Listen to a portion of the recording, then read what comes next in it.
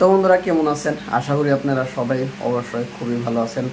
আর অনেক দিন পর ভাবলাম যে ভিডিও বানান তো বাদ দিয়েছি, আবারও ভাবলাম বানাইতে থাকি। ইউটিউবে যদি সাকসেস হওয়া যায় সেটা ভিন্ন কথা, যদি সাকসেস নাও হওয়া যায় তবেও অনেকগুলো জিনিস আছে যেগুলো স্মৃতি হিসাবে থেকে যায়, যেগুলো ভবিষ্যতে দেখতে মানে অনেক ভালো লাগে। 5-7 বছর আগেকার ভিডিও আছে যেগুলো আমি দেখি, যার জন্য চিন্তা করলাম যে আবারও শুরু করি। কিন্তু এখন বাংলা বলবো, যেহেতু আমাদের বন্ধু বান্ধব বা বাড়ির মানুষ সবাই বাংলা ভাষা বলে। আমি তো এখন একটু স্ট্যান্ডার্ড বাংলা ভাষা বলছি, কিন্তু যদি বন্ধু বান্ধবের সাথে লগ হয় তাহলে আমাদের যেটা লোকাল বাংলা ভাষা সেটাই আমি বলবো। আর আমি এখানে বের করে নিয়েছি আমার ইউটিউবের জন্য কেনা সব প্রয়োজনীয় বস্তুগুলো, যেগুলো বস্তু আমি ইউটিউবের জন্য কিনেছিলাম। ফ্যানটা বন্ধ করে নেই কারণ সাউন্ড আসছে এক্সট্রা। আমি আপনাদেরকে দেখাতে চাই এখানে কি কি করেছিলাম ইউটিউবের টাকা দিয়ে, মানে ইউটিউবের পয়সা দিয়ে আমি এই বস্তুগুলা কিনেছিলাম। কারণ ভেবেছিলাম যে ইউটিউবে যদি টাকা আসা শুরু হয়েছে তো আসবেই, কিন্তু অ্যাক্সিডেন্টলি সেটা তো বন্ধ হয়ে গেল। এখানে দেখছেন মোটো ব্লগিং করার জন্য হেলমেটে লাগানোর জন্য এই মাউন্টটা নিয়েছিলাম।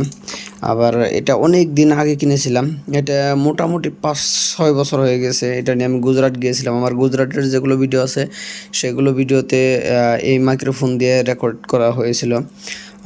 এটা তো ভিন্ন জিনিস। এটা আমার কারের জন্য নিয়েছে। কারটাও আমি ইউটিউবের পয়সা দিয়েই কিনেছিলাম। এখন আমি অন্য পয়সা দিয়ে সেটার ইএমআই চালাচ্ছি।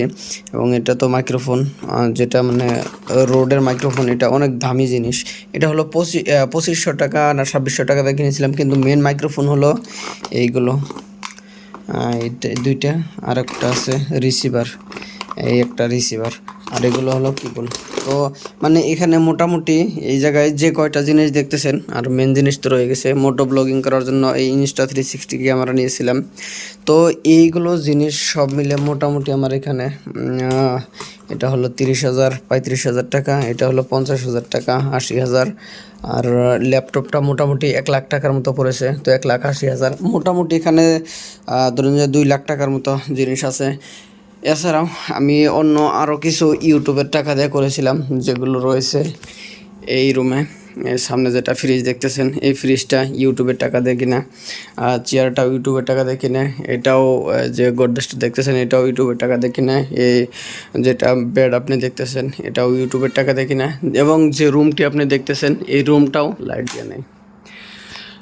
এবং যে পাংখাটা দেখতেছেন এটাও হলো ইউটিউবের টাকা দিয়ে। এবং এই দরজা যেটা দেখেছেন এইটাও মানে টোটালি রুমটাই আমি ইউটিউবের টাকা দিয়ে সাজিয়েছিলাম। কিন্তু ইউটিউবের টাকা দিয়ে এই কাজগুলো যে করেছি, আমি কোনো সময় ভাবছিলাম না যে আমার ইউটিউবটা অ্যাক্সিডেন্টলি বন্ধ হয়ে যাবে। আমি জাস্ট আমার লাইফটা আমি যেভাবে সাজাতে চেয়েছিলাম সেভাবে সাজানো শুরু করে দিয়েছি। জাস্ট এরই মধ্যে আমার চ্যানেলটা বন্ধ হয়ে গেছে। আর মনটা খুবই খারাপ হয়ে গেছিলো, যার জন্য আমি ভিডিও বানান বন্ধ করে দিয়েছিলাম।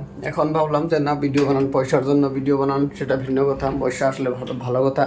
আর যদি না আসে তবে সেটা ভিন্ন কথা, কারণ ভবিষ্যতের জন্য স্মৃতি হয়ে থেকে যায়। যদি ভালো লাগে থাকে লাইক করে দিবেন, চ্যানেলে নতুন এসে থাকলে অবশ্যই সাবস্ক্রাইব করে নেবেন।